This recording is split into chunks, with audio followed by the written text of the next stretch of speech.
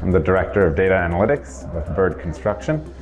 Bird is a builder in Canada. We've been around for over 100 years. We build buildings, infrastructure, industrial facilities from coast to coast to coast. So we're looking at InEight to provide a full software suite that we can take out of the box and use from proposal stage through construction and even into operations and maintenance. And we have that whole gamut of work that we need to monitor. And InEight was the perfect fit for us to take a project from an idea to completion and to the monitoring and maintenance of it. So bringing all the data into one place really helps us for what we want to do on the analytics side of it down the road. So from my perspective, it's a perfect solution and makes a lot of sense for our company.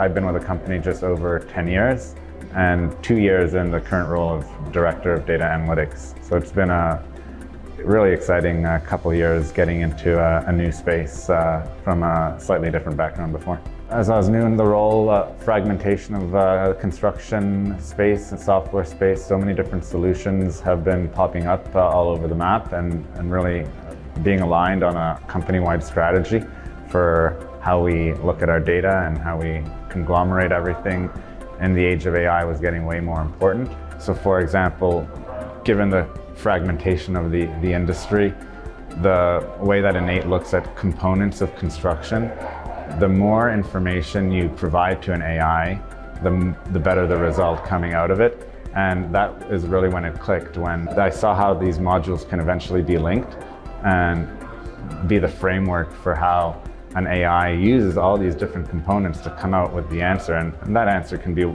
different things in the future. For example, at Bird, we're working on analytics to predict project health and project performance. And I can see how we use all the modules in InEight to get there with an AI in the future. I think it's the most powerful tool that construction companies have right now. The depth and the detail that it goes to.